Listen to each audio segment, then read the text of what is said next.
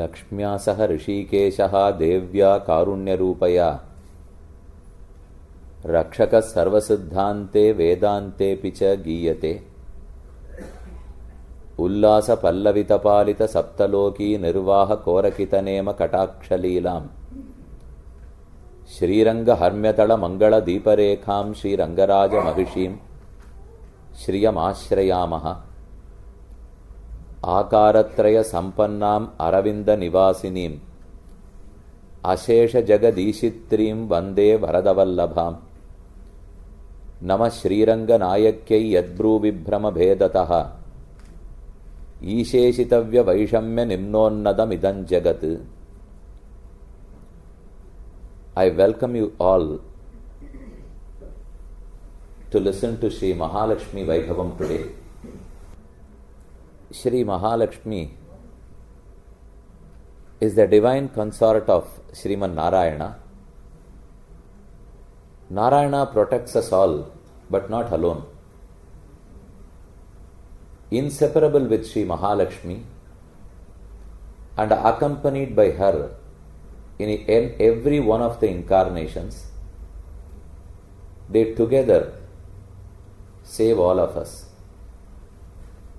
This shloka from a pramana called Lakshmi Tantra explains that Lakshmya saha Rishikeshaha Devya Karunya Rupaya Rakshakaha Rishikeshaha Rakshakaha. Bhagavan Rishikesha protects us. Does he do that alone? Lakshmya saha Rishikeshaha Rakshakaha. Along with Lakshmi Devi, Rishikesha protects us. He cannot do it alone because to protect anyone, you must be complete, wholesome, with mercy. You must not have a trace of anger. But unfortunately, Bhagavan is a blend of both these attributes. As much as he is merciful, he is angry too. So there is a necessity for Sri Mahalakshmi to accompany him. There is a specific reason behind this. Mahalakshmi is total with mercy. She is never angry on any of her children. She is termed as Nityam Ajnata Nigraha. Nigraham is punishment. Ajnata Nigraham, one who does not know to punish anyone. So here is Bhagavan who can reward as well as punish. Mahalakshmi, who only knows to reward and she never knows to punish. So both of them together, they form the divine pair to protect all of us. The concept of Sri Mahalakshmi is so well ingrained in Sri Vaishnava Sampradaya that there are hundreds and hundreds of scriptures about her. Beginning from the Vedanta, where the Shastra talks about in Sri Suktam, Bhu Suktam, Nirla Suktam, Shraddha Suktam, Medha Suktam, all these talk about the glories of Sri Mahalakshmi. Continuing that, all the 10 Alvars have sung a lot about Sri Mahalakshmi. Again continuing that, all the Purvacharyas in this Sampradaya have sung many stotras hailing about Mahalakshmi. We would dwell on that subject today in detail, but let me make a confession at the beginning. Although we could talk something about Narayana and be convinced that we have done some justice to the given subject, no one can do justice to the subject of Mahalakshmi Vaibhavam. I might find a tongue to talk about Narayana, but I would certainly fail talking or even thinking to talk about Mahalakshmi. To prove this point, I'll tell you one story from the life history of Sri Parashara Bhatta.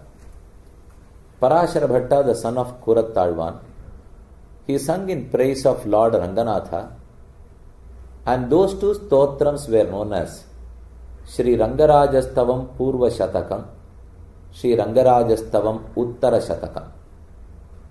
It was about the glories of Shri Ranganatha.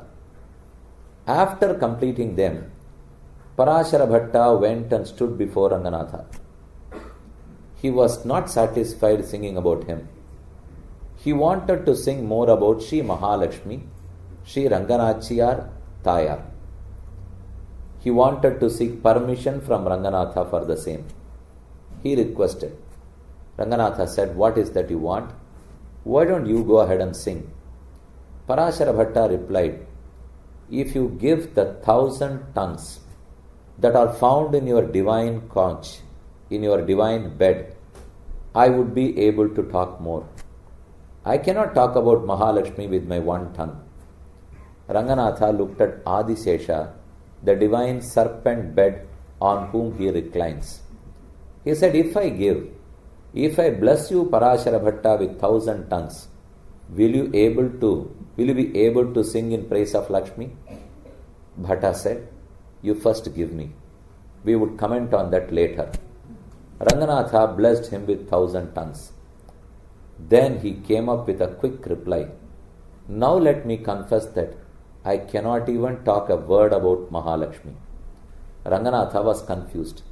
"Why can't you confess this before I blessed you with 1,000 tongues? Why did you want these 1,000? Bhatta said, "The minimum qualification to confess that I cannot sing about Mahalakshmi is 1,000 tongues. So with a single tongue, I could not even confess that I cannot. So just to say that I cannot sing about her, if you need 1,000 tongues, then you cannot any day sing about the glories of Mahalakshmi." Mahalakshmi is the divine concert. Whenever Bhagavan incarnates in this material world, she too incarnates. Now we need to know the role, the status of Mahalakshmi in this Shri Vaishnava Sampradaya. I have to give you one clarification. Outside India, I have heard many people telling that this is Shri Sampradaya. But that word has not been coined by any of the Vaishnavite Purvacharyas. You will not hear this word back in India, in Srirangam or Tirumala or Ahobilam or Tiruvallikeni. Nowhere traditional scholars would use this term. We would all use it as Shri Vaishnava Sampradaya. I do not know when this word got mitigated as Shri Sampradaya outside India. So for your information, there is no Sampradaya called Shri Sampradaya. It is Shri Vaishnava Sampradaya. Because Shri Vaishnavam accepts both of them together. They are inseparable. We call Bhagavan as Shriman Narayana, Shri of Pati, Shri Vallabha. Everywhere they both are inseparable, they are together. But if I name it as Shri Sampradaya, then there is a chance that I can get it confused with Shakta Sampradaya. Shaktam is Devi Shakti Upasana Sampradaya, wherein no male god is accepted or the male god is inferior to the female god. If you name Shri Sampradaya in similar terms, then that would mean that Shri Mahalakshmi is the supreme goddess, Narayana, the male god, is an inferior god, which is a blunder we would all be committing. So this Sampradaya should only be called as Shri Vaishnava Sampradaya. Unfortunately, since all outside people who are new to this Sampradaya have started calling this as Shri Sampradaya, to follow suit and make them understand, even Shri Vaishnava Sampradaya people have also started talking in the same terms, I request you to correct it, as it is not a right usage. Now getting back, this is Shri Vaishnava Sampradaya. Vishnu is Bhagavan Vishnu. Shrihi is Mahalakshmi. They both are very intimate mentally and they are very close, inseparable physically. Both are important. Physically they are inseparable and mentally they are so intimate, but that they form a divine pair to protect every Jivatma. Do they play the same role or do they have different roles to play? That is the topic for our discussion today. If we know about the glories of Mahalakshmi, her significance in this sampradaya, how do we treat her, how does she protect us, then we would have done some justice to the given topic today. Fortunately, today's topic is a logical extension of yesterday's topic. Yesterday, we had discussed about Sharanagati in Sri Ramayana. We had seen 6 Sharanagatis in Ramayana. The odd numbers were successful, the even numbers were not successful. We ended there. But we never dwelt upon who would be an eligible candidate, a right candidate to perform unconditional surrender. Should we be a Brahmin or a Kshatriya or a Vaishya by birth? Should we be a male or a female by birth? Should he be very learned? Has he to be a master of all the scriptures? Who is eligible? Or no eligibility, but still you have to choose a place where you can go and surrender. You can't surrender as and when you want. You have to choose a time when you need to surrender. Are these conditions applicable or not? Can anyone surrender or only someone can surrender? Can I surrender anywhere or are there chosen places to surrender? Can I surrender any moment I want or is there an auspicious day only when I could surrender? Who is an eligible candidate? What is the right time? Which is the right place? The fortunate thing about Sharanagati is there are none of these conditions. Any candidate is eligible. He can surrender. Anyone can perform Sharanagati. Anywhere he can perform Sharanagati. Any day he can perform Sharanagati. There is no need for any specific day. No need to choose a particular place. No need to get myself equipped or eligible to perform Sharanagati. But there are some simple requisites. The first and the foremost is, I must be concerned. Only a concerned person will perform Sharanagati. One who is unconcerned will not come to surrender at all. As you all know, Krishna clears the concern of Arjuna. He says, Sarvadharmanu parityajya mamekam sharanam braja aham tva sarvapapebhyo mokshayishyami ma shuchaha. Arjuna, don't be concerned. Is Krishna suggesting Arjuna not to be concerned? Or Krishna ordering Arjuna not to be concerned? We all know that ma shuchaha is a simple word. Is Krishna suggesting that, oh Arjuna, having known me, repose faith on me, don't be concerned? Is he suggesting? Or is he ordering to Arjuna, you must not be concerned? We have seen many people who will soothe us, who will pacify us and say that, yes, whatever has happened has happened. Don't be concerned. But that's not an order. It is only a suggestion or a request by our neighbor. Krishna is not suggesting here. He is ordering to Arjuna, you must never be concerned, Arjuna. After performance of Sharanagati, if someone is concerned, then it would mean he is disbelieving Krishna. If you believe Krishna, then you must not be concerned. If you do not believe Krishna, you have a doubt on the prowess, on the skill of Krishna to remove my sins or his commitment to grant me moksham, then I can still be concerned. If I have absolute faith on Krishna, I must never be concerned at all. So after Sharanagati, the effect is removal of concern. What could have been the cause for Sharanagati then? What should have triggered Sharanagati? After Sharanagati, if my concern was removed, then what should have been the cause for Sharanagati? The same concern should have been the cause for Sharanagati. I am concerned about something. Krishna said, don't be concerned. What should I do for me not to be concerned? Sharanam Vraja. Aham tva sarvapapebhyo mokshayishyami. He tells me to perform surrender. As a result of which, he tells me not to be concerned. So obviously, concern has to be the only criteria. My eligibility has to be, I am a right candidate if I am concerned. Concerned about what? About my job, about my family, about my income, or about my fixed deposits. Concern about what? On all these concerns, you can go and perform Sharanagati. I'll give you examples. Draupadi was concerned about her honor. So she surrendered to Krishna. She was blessed with clothes. So Sharanagati gave her the result. Dharmaputra was concerned about his kingdom. He surrendered to Krishna. He regained the lost kingdom. Uttara was very much concerned about her Garbha. So she pleaded to Krishna. Parikshit, the Garbha, was rescued by Krishna. There are many people who surrendered to Bhagavan, Rama and Krishna fulfilled all the requests. So it seems that the concern may be on anything.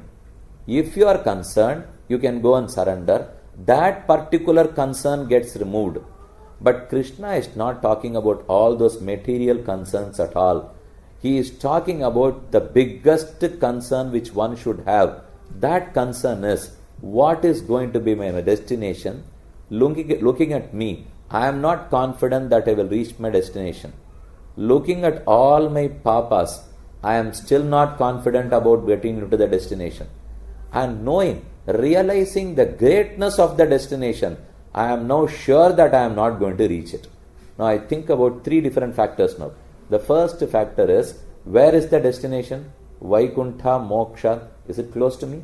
Is it achievable by Tom, Dick and Harry? Certainly not. So that's too far. Thinking about that and having read about the glory of Vaikuntha from the scriptures, I am quite convinced that I am not the candidate to reach there. So this is the first concern. The second concern is, if my papas were easily assailable, if my papas were easily removable, then at least I would have some confidence. But the papas which I have accumulated, they are so huge and large in number, I cannot win over them at all. So second place where I lose my belief. Third one, who am I? Have I realized who am I? So Vishwasa Mandhyam, I lose my belief looking at the big papas, the huge one, and looking at Sri Vaikuntha too, I would not be able to reach there. So I am concerned whether I can reach my destination or not. Can I perform Sharanagati and dispel my concern? Krishna says, yes. Sarva dharmanu parityajya. Dharmas are many in number. There has been a constant complaint on the Sanatana Dharma, Hindu religion. The complaint is, you people never talk in simple terms. You have too many scriptures, too many books, too many gods, too many methods. Everything is too many, so we are not able to understand. Can you not simplify that and tell us a simple way? This is the way, practice this, you will reach God. Yes, it is possible, provided we are also 1,000 or 2,000 year old religion. We are not. We are millions and millions of year old. Anything that is millions of years in age will definitely have many branches. A tree that is sprouting will not have many. But a tree that's so big, it has grown for millions and millions of years. For how many Chaturyugas our Shastras, Itihasa, Puranas have been here in this country? So not that we can restrict these things.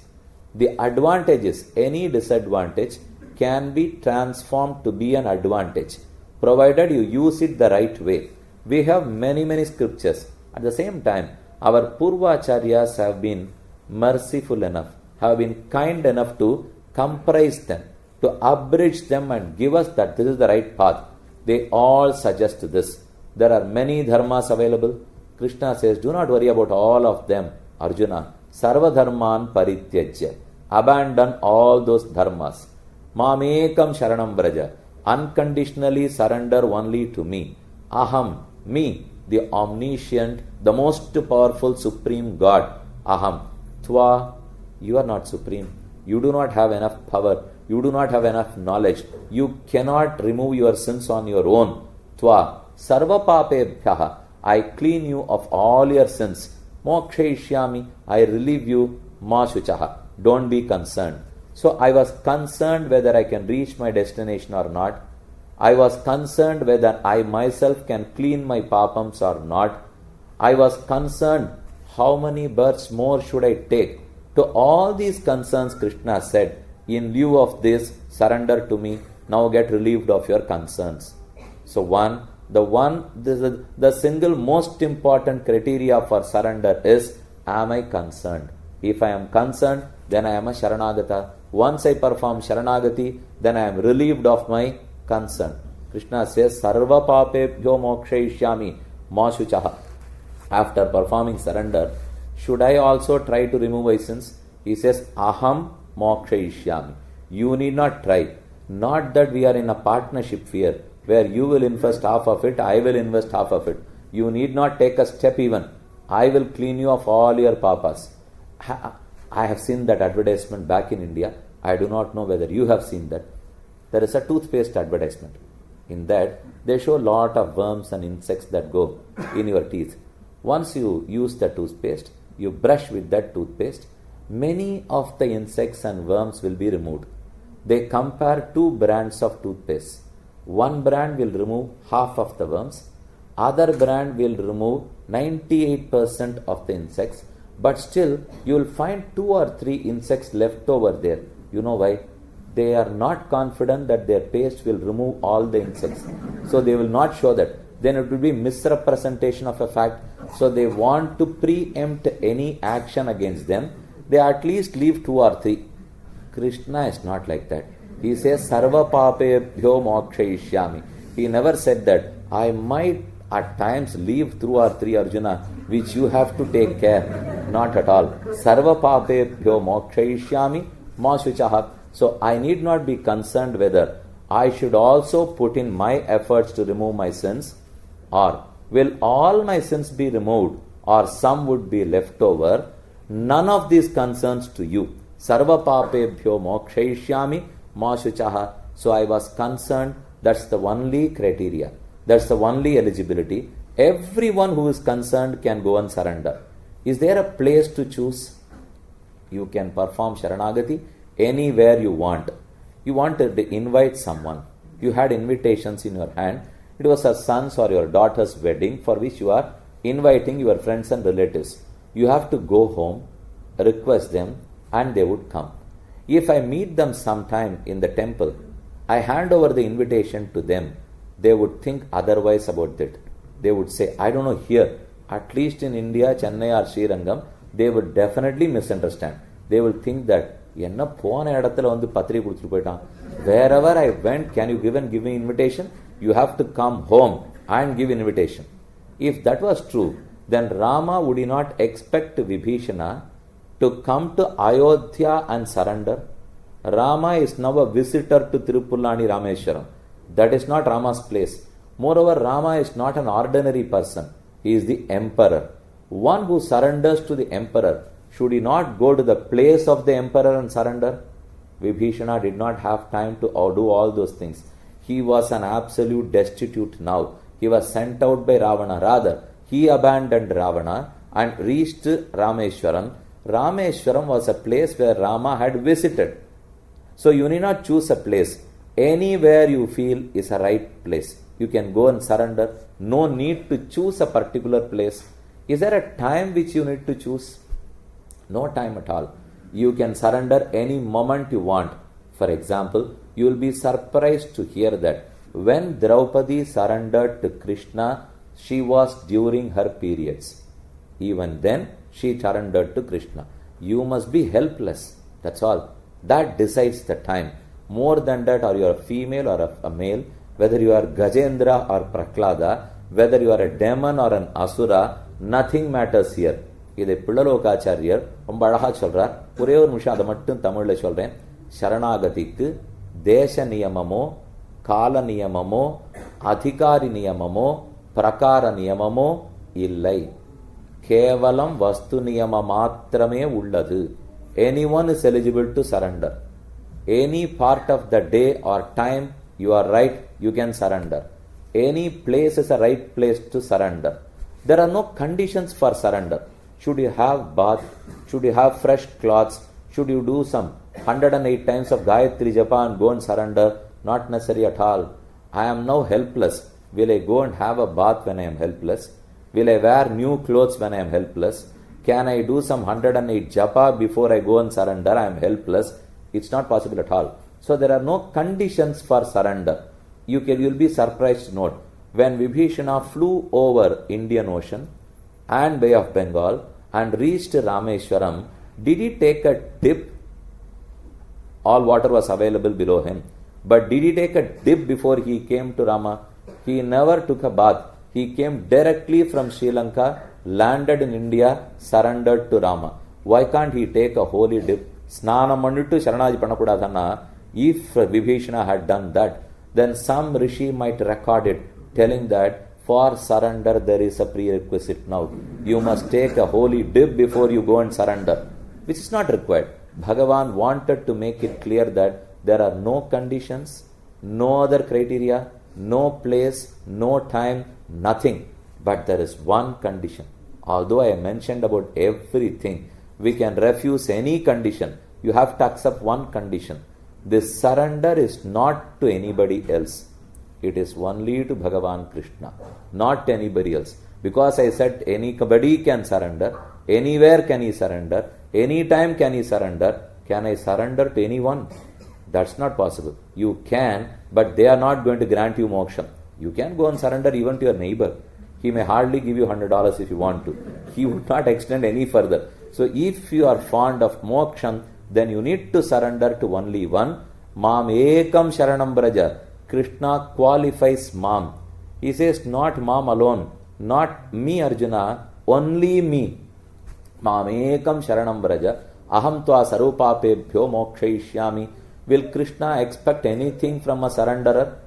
From a bhakti yoga nishta, he expects a lot.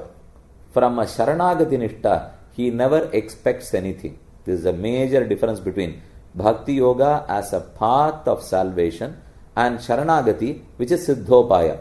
We have dealt with in detail yesterday, so I am not going to repeat that here.